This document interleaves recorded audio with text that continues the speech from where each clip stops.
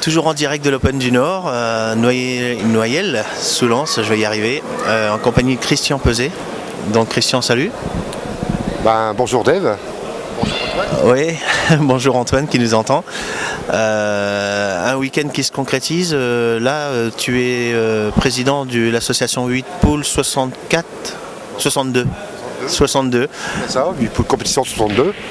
J'y suis à la tête depuis 2 ans et demi maintenant. Et j'en suis très fier.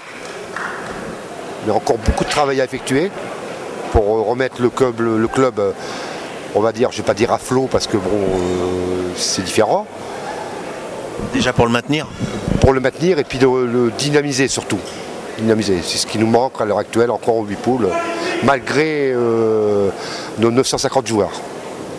950 joueurs. Oui, effectivement, 950 joueurs cette année inscrits en AFEBAS.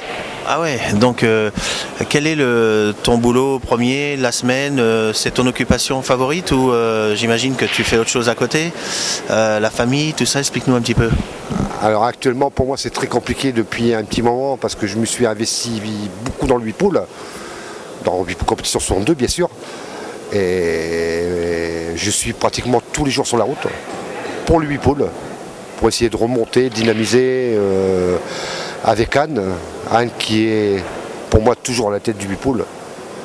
Parce que je crois que si Anne ne serait pas là à l'heure actuelle, moi personnellement je ne pourrais pas tenir le coup.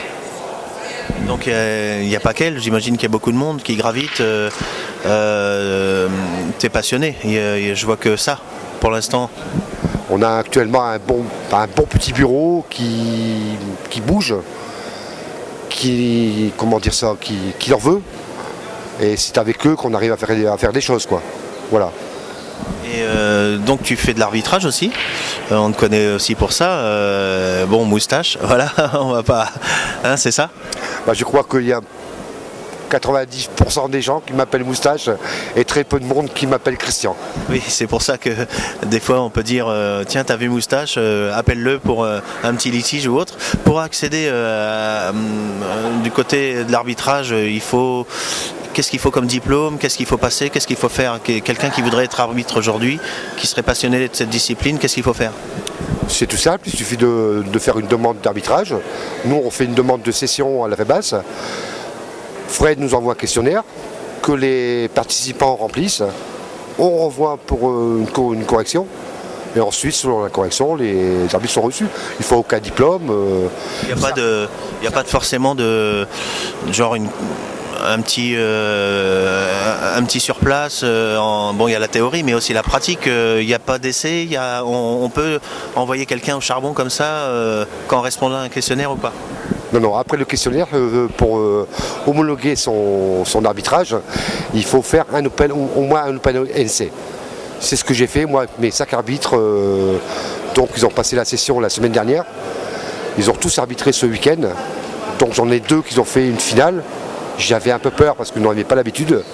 Mais bon, ça s'est bien passé. Et bon, il faut quand même un juge arbitre derrière pour les aider à découvrir, on va dire, les règles du billard. Oui, d'accord, et toi, t'es juge arbitre, non? Oui.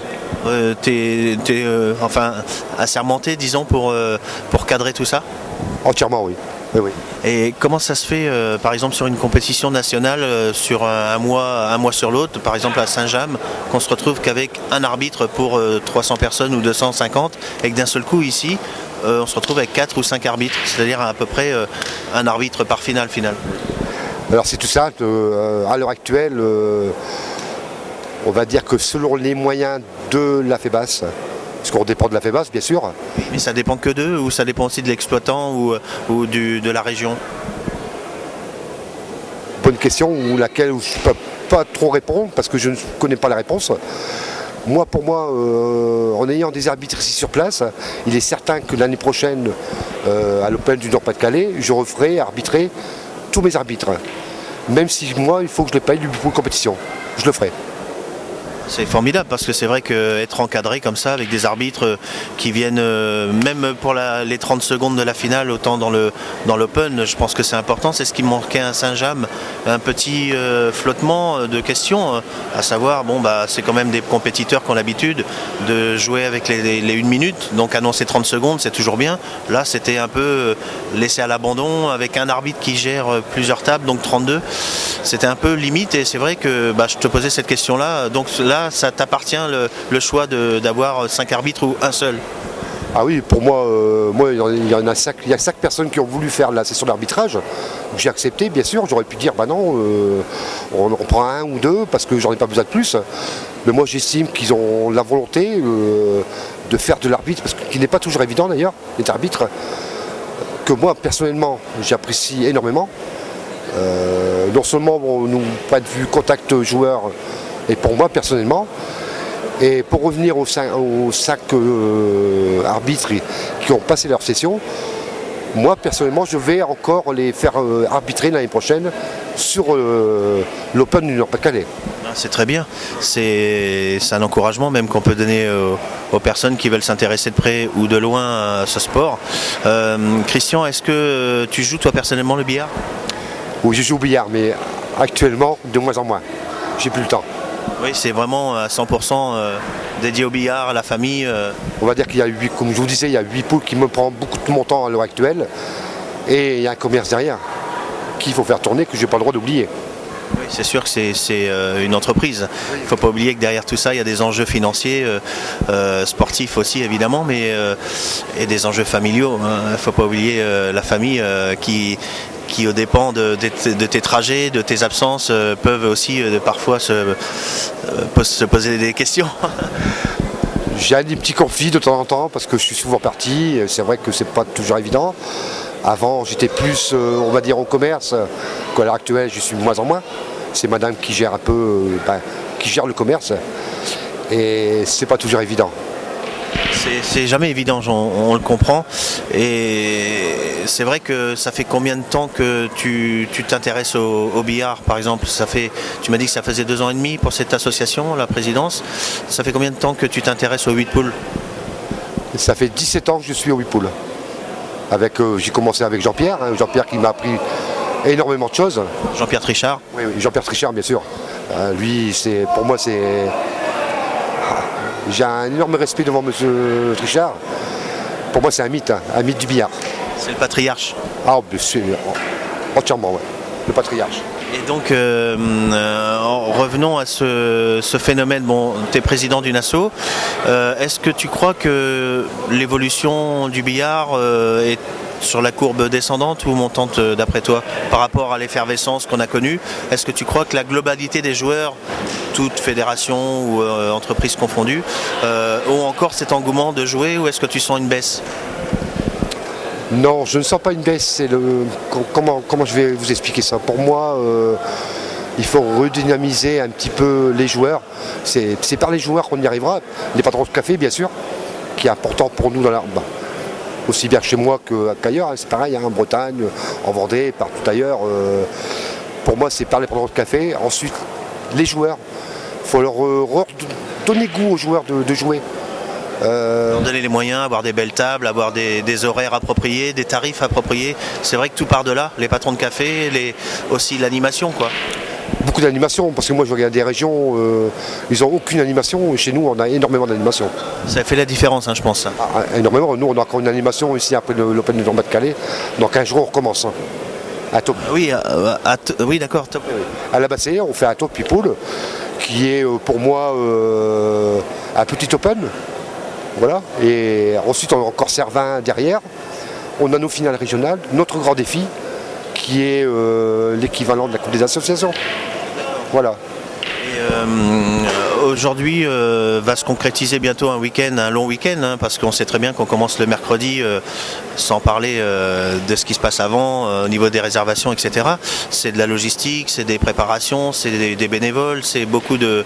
quels sont les points noirs de cette Open finalement qui est superbe, on a rectifié la lumière, il y a d'autres choses que tu voudrais rajouter? Oui, moi cette année je suis très déçu sur la température de la salle. C'est ce qui m'a déçu en priorité tout le week-end. J'ai intervenu auprès des responsables qui nous montrent la température, mais bon, sans succès bien sûr. Et puis le deuxième point noir pour nous, ça a été le stationnement pour les joueurs. Ça a été une galère pas possible tout le week-end. Bon, il faut savoir que j'ai rencontré le maire ce matin, j'en ai discuté avec lui et pour l'année prochaine, on refait à Noyelles et ce sera amélioré. C'est vrai que le maire avait des intentions de garder cet esprit billard qu'il ne connaissait pas du tout, si je me souviens bien, après l'avoir interviewé. Et cette intention, elle est encore prolongée. Bon, c'est vrai qu'après, au niveau sécurité, avec ce qui s'est passé à Paris, le plan Vigipirate, tout ça, on peut considérer aussi que pour notre sécurité, c'est pas mal de ne pas avoir de voitures bélier ou de voitures avec... on ne sait jamais. Hormis ça, la température, c'est vrai qu'il y a un petit coup de vent sur nos épaules, on sent ça nous atterrit dessus. C'est quoi d'après toi d'ailleurs? Honnêtement, j'en ai aucune idée. Ils nous disent que la température est à 19 degrés. C'est vrai que j'ai été contrôlé avec le responsable. La température est bien à 19 degrés, mais on a l'impression de froid qui tombe sur les épaules et c'est pas bien, c'est affreux, c'est moche quoi. Oui, c'est vrai qu'il n'y a que quand on fait la remarque qu'on peut dire ah oui c'est vrai qu'il fait pas, mais bon après c'est vrai que c'est une salle omnisport, on y fait du basket, on bouge, peut-être qu'il y a une réglementation aussi de ce côté là, 19 degrés pour peut-être pas avec les centrales tu sais nucléaires monter un peu toutes les salles comme celle-ci pour choper, ça doit pomper un petit peu. Oui, c'est immense. Hein. C'est immense. D'ailleurs, Antoine, il peut zoomer sur la hauteur de plafond, sur vraiment l'ampleur de cette salle. Merci pour tout. Est-ce que tu as des choses à rajouter, un petit message à passer Un petit message à passer. Je vous dirais déjà à toi, Dave, merci. Un grand merci à Antoine, surtout, pour son déplacement, pour son courage qu'il a pour moi de faire ce qu'il fait. Déjà, toi également, hein, Dave. Et un grand merci aux joueurs. J'ai remercié les joueurs aujourd'hui. C'est vrai, c'est la base. Oui, si les joueurs ne sont pas là, nous on ne fait rien. Hein. J'ai toujours dit, moi, dans tout, dans mon café, je le dis. Quand on fait un top, je le dis, si les joueurs ne sont pas dans la salle, ils ne sont pas là pour jouer, il n'y a absolument rien. Et les joueurs, c'est la base de tout. C'est vrai, c'est une bonne conclusion, on va dire.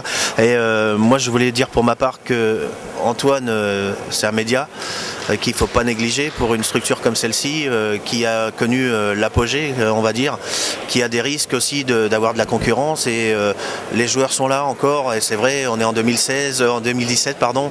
On peut s'apercevoir que les gens font des kilomètres, s'investissent, certains ne sont pas défrayés, donc c'est un peu horrible. Et Antoine, pour ma part, voilà, moi je lui donne le peu de coups de main que je peux apporter en étant sur les routes moi fréquemment et en étant animateur, donc c'est pas facile de suivre tout ça, mais j'insiste et je te suis dans le raisonnement de dire qu'Antoine est indispensable à cet engouement, donc on le remercie encore et on peut lui faire un petit coucou de loin. Parce que c'est vrai qu'entre l'écriture, de son open mag, maintenant on a l'habitude de suivre qu'est-ce qui se passe, les classements de certains, et également les vidéos, les interviews, bon, à encoder tout ça. Lui, dès qu'il rentre à la maison et il y a des kilomètres, il faut savoir qu'il y a encore du taf derrière. On peut encore lui tirer un grand coup de chapeau. Donc Antoine, c'est solennel. On te fait un grand remerciement pour tout ça. Donc Christian, 10 moustaches. Merci Dave. Écoute, un grand merci à vous. Merci. Un super week-end. Comme d'habitude. Merci Dave. Merci Christian.